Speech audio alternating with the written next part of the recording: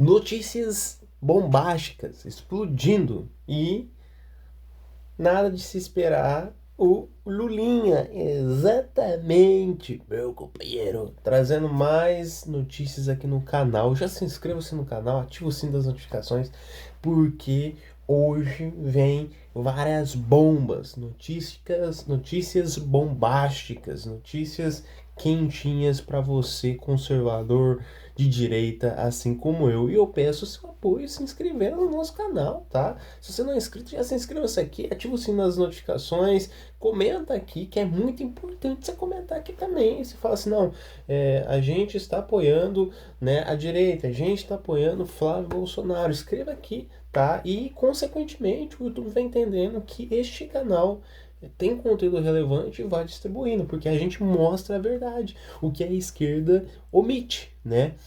Então a gente trabalha com a verdade. A direita sempre trabalhou com a verdade, né? Pátria amada Brasil, né? Vamos lá? Notícia quente, gente. Lula sem saída. Esse problema ele não resolve, tá? Vamos colocar aqui para escutar porque este é um excelente conteúdo que vocês precisam escutar e ver. Lula tá sem saída. Esse problema ele não resolve. Eu vou te explicar um problemão geopolítico que vai chegar pro bolso de cada brasileiro nas próximas semanas. E que Lula não vai conseguir resolver nem por decreto. Não tem como fugir. Só tem dois caminhos para ele, e os dois são péssimos. Lê aqui comigo a reportagem que foi publicada na Bloomberg hoje. Ações globais recuam e petróleo Brent avança com impasse entre Estados Unidos e Irã. As ações globais operam em queda nessa segunda, enquanto o mercado de títulos mostra estabilidade depois da liquidação global da semana passada. Presta atenção, o impasse entre Estados Unidos e Irã continua impulsionando os preços do petróleo. Enquanto um frágil cessar-fogo entre Estados Unidos e Irã ultrapassa 40 dias e o acordo para reabrir o Estreito de Hormuz segue fora de alcance, o presidente Donald Trump demonstrou frustração com o Teherã e afirmou que o relógio está correndo. Mais cedo, drones atingiram uma usina nuclear nos Emirados Árabes Unidos. Gente, o petróleo Brent passou hoje de $110 por barril. O cessar-fogo aí entre os Estados Unidos e o Irã... Vocês têm noção? $110. O negócio tá feio. Dura mais de 40 dias, mas é frágil e não tem uma solução. Por quê? Porque não tem como resolver facilmente o problema do Estreito de Hormuz. Por que deu tanto que os Estados Unidos vai lá, bota suas embarcações, navios de guerra, aviões, equipamentos militares, exército, para desbloquear? Gente, não tem como desbloquear. É uma faixa de terra ali muito pequena, 30 quilômetros, uma faixa estreita navegável. E o Irã, ele consegue colocar até durante a noite uma série lá de bombas aquáticas, como chama mesmo? Minas aquáticas. Eles conseguem colocar minas aquáticas, eles conseguem disparar de toda a região de terra próxima ao Estreito de Hormuz. É um problema ali meio que sem solução. E aí, além por cima agora, drones estão atingindo até usina nuclear nos Emirados Árabes Unidos. O negócio tá feio lá, o negócio tá feio. Quem acompanha a geopolítica sabe que isso aqui é o relógio de uma bomba econômica ticando. E essa bomba vai estourar em cima do seu bolso, do bolso brasileiro e, consequentemente, no colo de Lula. Olha aqui ainda isso, ó. A Petrobras hoje, ela pratica um preço de combustível defasado no mercado internacional. Segundo a Abicom, que é a instituição que monitora isso de perto, a gasolina brasileira está hoje 65% mais barata do que deveria estar se acompanhasse a referência internacional. O diesel brasileiro, que é subsidiado, ele está 30%. Para você entender, né? Por exemplo, a gasolina que você paga hoje está muito barato, né? Se você for comparar aos valores reais, entende? Por exemplo, né? Vamos dizer assim, vou dar um exemplo aqui. Se a gasolina custa 10, ela tá 6. Ou seja, o preço normal dela é 10, mas ela tá 6. Ou seja, tá barato, né? Bem abaixo do valor da tabela. Muito mais barato. Não é generosidade do governo, gente. Isso aqui é represamento de preço com medo da inflação e de olho na eleição. E o Banco Central ele já calculou o estrago. Estimativa interna do BC é de que uma alta sustentada de 10% do Brent em reais empurra o IPCA, que é o índice que mede a inflação brasileira, em 0,20 a 0,40% ponto percentual. Por que tá barato assim, moçada? Vamos ser realistas, vamos ser sinceros. Por causa de política, exatamente. Né, em 12 meses. Ou seja, o Brent já passou de $110, cessar-fogo à vista e tudo indica aí que vai ter uma pressão muito forte por uma inflação e alta de preços. O Lula ele está acuado entre dois caminhos e os dois levam a uma derrota política. Caminho 1. A Petrobras sobe os preços para acompanhar o cenário internacional. O brasileiro vai sentir na bomba, no supermercado, no diesel, no frete. Inflação dispara, Lula leva isso no pescoço em ano eleitoral. Caminho 2. A Petrobras segura o preço do segundo semestre. Os acionistas estatal perdem dinheiro, rombo financeiro, empresa implode e mesmo assim vai chegar um momento em que o repasse ao bolso dos consumidores fica inevitável. E para fechar com chave de ouro, nesse final de semana Lula deu uma entrevista ao jornal americano Washington Post dizendo que ele se opõe à guerra com o Irã e que o Brasil não se curva a ninguém. É um discurso bonito, só que essa posição diplomática não paga pelo barril a $110 nem pelo Brent subindo. Quem paga é o bolso de cada brasileiro nas próximas semanas. E em ano eleitoral, esse choque vai chegar. Nas próximas semanas tende a piorar a situação, gente. A gente já vão analisando aí, porque vai estar feio o negócio. A bomba antes da urna. Você acha que o Lula vai conseguir segurar o preço da Petrobras até as eleições? Ou o choque aí vai chegar antes, hein? Eu acho que não. Ele tá meio que sem saída, né? Dos dois lados ele vai sair perdendo. É por isso que eu falo, uma má gestão traz problema. Conta pra mim o que você acha nos comentários. Vamos lembrar que esse governo tá gastando adoidado, dando benefício adoidado. E uma hora o dinheiro acaba. Se inscreve no canal, clica no sininho das notificações, curte o vídeo para que a nossa... Moçada, então vocês, como viu na notícia de hoje, nessas próximas semanas, nesses próximos meses, tende a piorar, ainda mais num cenário de guerra, né? Então tá cada vez mais difícil, né? Vamos trazer mais uma outra notícia aqui que eu achei fantástico, né? Você não vai ver isso nem no Fantástico, então vamos colocar aqui para ver também. Precisa saber isso daqui. A verdade está vindo à tona. Sabem agora por que o PT utilizou o The Intercept para vazar mensagens do Flávio Bolsonaro? Para esconder isso daqui, ó. Lula pode estar por trás do Vorcaro e do Banco Master. Isso daqui... Com certeza, saiu notícia aí que o Lula era o conselheiro de Vorcaro, pra você ter uma ideia. Vai ser uma bomba. Novas provas mostram que Lula aconselhou o Vorcaro no final de 2024 a não vender o Banco Master ao BTG. Em 4 de dezembro de 2024, o presidente Lula recebeu o dono do Banco Master no Planalto e disse que a operação não deveria ser feita, que Vorcaro não deveria vender o Banco Master para o BTG e que logo o Banco Central teria um novo presidente. E de fato teve. O presidente do Banco Central mudou em janeiro do ano seguinte. O conselho foi dado pessoalmente por Lula a Vorcaro em uma reunião no Palácio do Planalto. Na época, o Banco Master já estava em dificuldades. A Polícia Federal já tem essas provas e vai compartilhar com o STF. Há uma mensagem de Vorcaro de 10 de abril de 2025, em que ele envia uma proposta de como seria a operação de venda ao BTG. E por que isso daqui é muito importante? Porque todo mundo sabe, nos bastidores, que quem denunciou o Vorcaro, quem derrubou o esquema do Banco Master, foi o BTG. André Esteves, dono do BTG, foi quem derrubou o Vorcaro e o Banco Master. Então isso daqui significa muito. O Drive informou que Vorcaro já havia contatado Lula sobre essa possibilidade de venda ao BTG na reunião realizada no Planalto em dezembro de 24. Vorcaro disse ao Lula: o BTG de André Esteves quer comprar o meu banco. Eu não quero confusão. Ele fala que não quer confusão porque ele já sabia que estava na mira do André Esteves.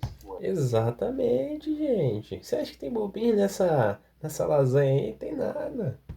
André Esteves. E o governador Lulinha cobertando tudo, né? É o de lei.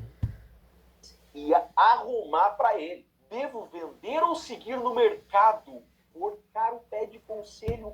Parando aqui, para te pedir teu apoio. Se você não inscreveu ainda no nosso canal, já se inscreva-se no nosso canal, ativa o sininho das notificações, tá? Tô pedindo pro seu humildemente pra você estar se inscrevendo.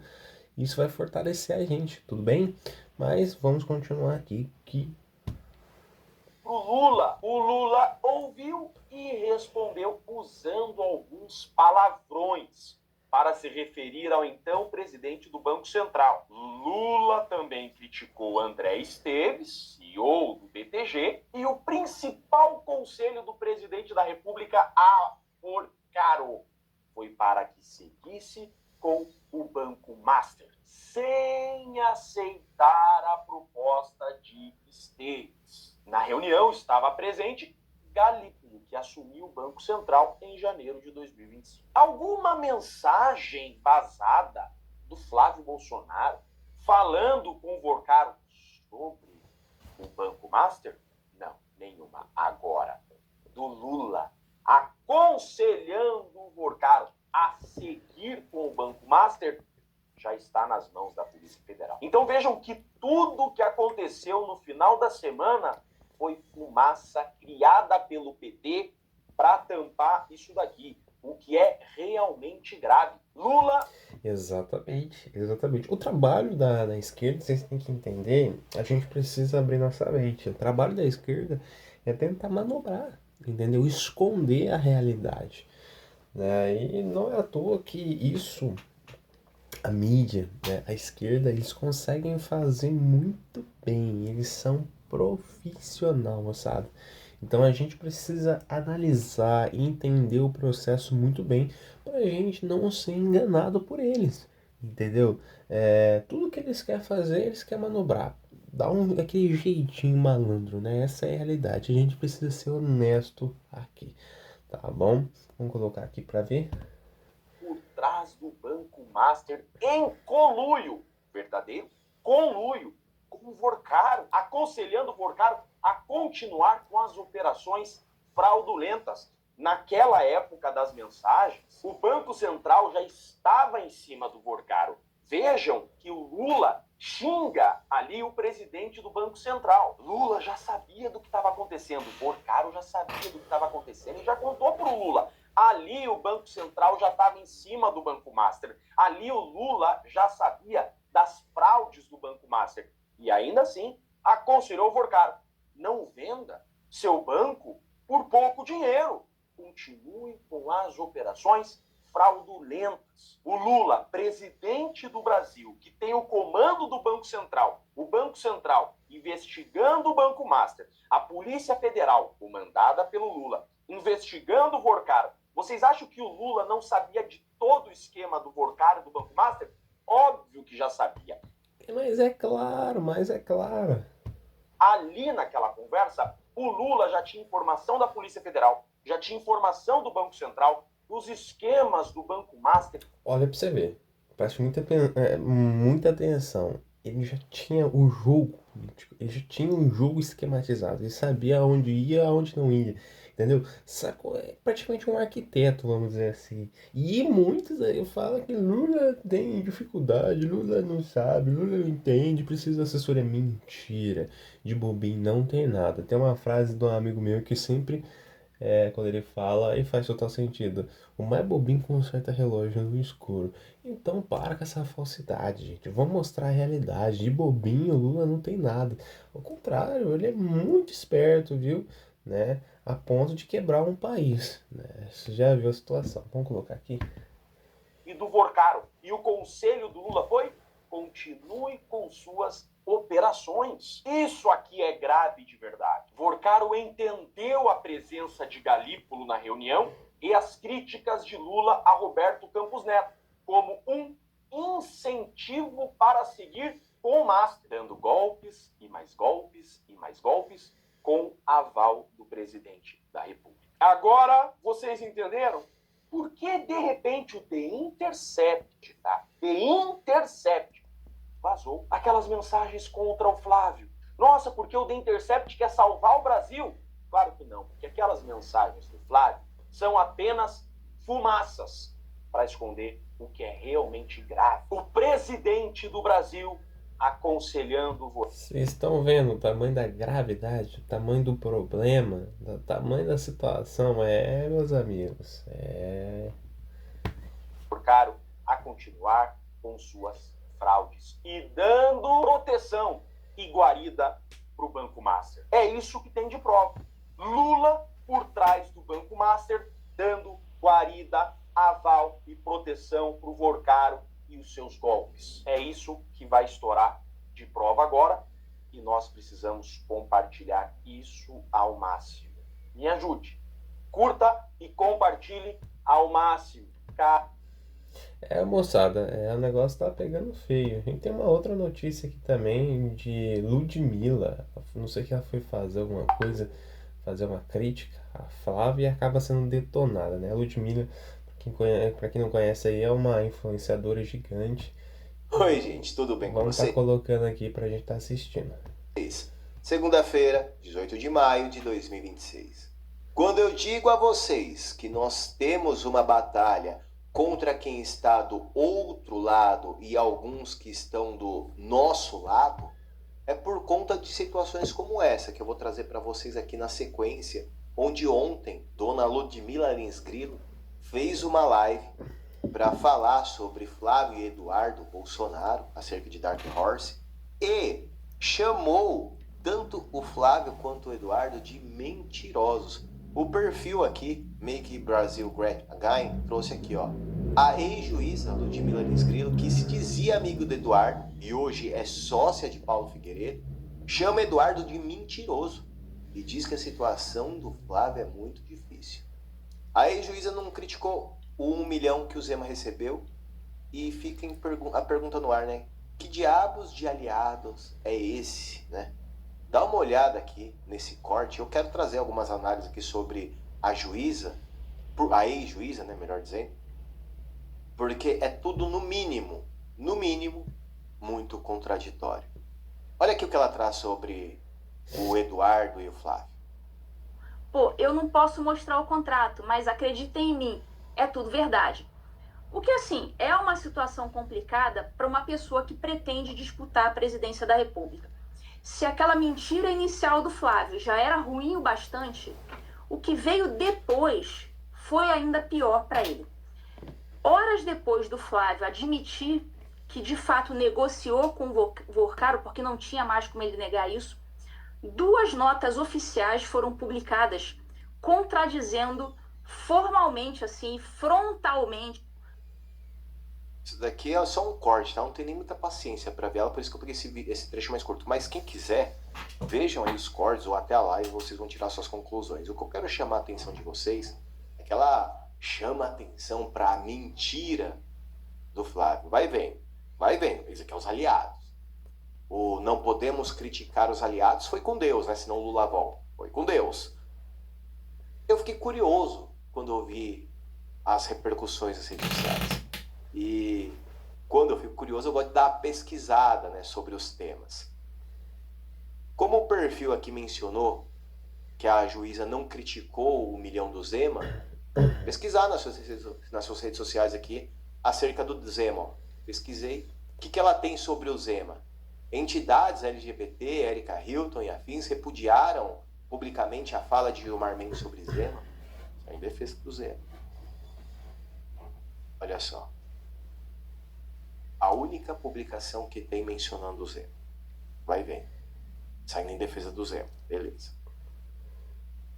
Com relação ao Flávio, Nunes Marques, que é na graça do Centrão, pelas mãos do Ciro Nogueira, foi por meio de Marques chegou a Jair Bolsonaro. O senador, Flávio Bolsonaro, do 01, do então hoje presidente, foi o principal cabo eleitoral do ministro. Bolsonaro gostou tanto do candidato. Olha só, ela está trazendo aqui a história do Cássio Nunes. Vai e vem. Vamos ler. Bolsonaro gostou tanto do candidato. O Júlio Java fica indignado. Segue ele, pessoal. Um excelente comentador aí, viu? Preferiu lhe dar uma cadeira no Supremo em 2020, em substituição a Celso de Mello, que se aposentara. A forma como chegou ao Supremo deu a Nunes a pecha de bolsonarista, mas ele nunca teve relação estreita com o ex-presidente. A proximidade era com integrantes do PP e do União Brasil, ou seja, o ministro era o nome do Centrão, Quando tomou posse do Supremo, ampliou horizontes políticos e se consolidou como habilidoso articulador de bastidor. A principal arma do ministro para manter a influência em Brasília são as festas que promove no Lago Sul, bairro nobre de Brasília. Se ela quisesse criticar o Cássio Nunes por qualquer coisa, não ia haver muita novidade nisso. Eu também critico o Cássio, questão do filho dele e tudo mais. E me chama a atenção ela mencionar aqui o Flávio. Vai vendo. Beleza. Aqui, mencionando algumas coisas do Flávio, e aqui ela traz a publicação de 25 de abril, no dia que o Flávio falou sobre as nossas cobranças. O pedido de Flávio para que a militância pare de atrapalhá-lo faz lembrar, guardadas as devidas proporções, as súplicas tardias dos jornalistas para que o Supremo cesse os arbítrios. Tarde demais. A similaridade nos dois casos, houve uma aceitação inicial de conduta hoje repudiada, porque de alguma forma era conivente, conveniente ou agradável. Ambos os resultados eram previsíveis, inevitáveis no início e apresentaram o mesmo caráter de incontrabilidade e irreversibilidade pelos prejudicados. Vocês estão entendendo que aqui ela está falando que Nicolas e Michele são os prejudicados. Mais uma crítica a Flávio Bolsonaro. Beleza. Diante dessa live que ela fez ontem, gerou muito ruído nas redes sociais. E aí, ela traz aqui uma publicação, hoje, às 9h34 da manhã. Em minha live de ontem, fiz uma análise fria do caso Dark Horse, com base no que se tem até agora. Não houve nenhuma condenação nem absolvição. Ela chamou Flávio e Eduardo de mentiroso, mas não houve condenação. Ó a incoerência. Por isso que eu separei aquele corte, só por conta disso aqui também, ó. Levei em consideração também as informações prestadas pelo Eduardo em sua defesa na live do Figueiredo. Entretanto, ao andar de cima aí, igualzinha na Paula Henke, a ex-tia do vôlei aposentada, a tia do vôlei, ex do vôlei aposentado. Entretanto, os emocionados, precipitados e idólatras, em negrito, hein? Sem a menor intenção de ouvir ou entender o que foi dito, já correram para dizer que eu disse o que nunca disse, colocando palavras em minha boca. Fazem de seus delírios uma verdade fundamental. Idolatria leva a isso. A inteligência, a capacidade de raciocínio e a integridade mental são corroídos até a destruição completa, muitas vezes de forma irreversível. Olha os intelectuais aí, né? Da Oeste. As grandes intelectuais, né? Falo nada, gente. Falo nada. Do Constantino. Aí bem, pegou mal. E a culpa de ter pegado mal aí, as palavras da ex-juíza, é que o povo é emocionado, precipitado e idólatra. Não pode questionar a questão do Flávio. O problema, eu estou questionando o Flávio também, eu acho que ele tem que prestar esclarecimento sim, ser investigado sim, inclusive para cair por terra todas as conversas. O problema é quando ela chama, né, o Flávio aqui de mentiroso e se cala sobre o 1 milhão do Zema, do Novo. Se cala para tudo o que vem acontecendo. Detalhe, quando pesquisamos aqui sobre... E agora, né? De um lado você lava a mão, do outro você condena. E agora?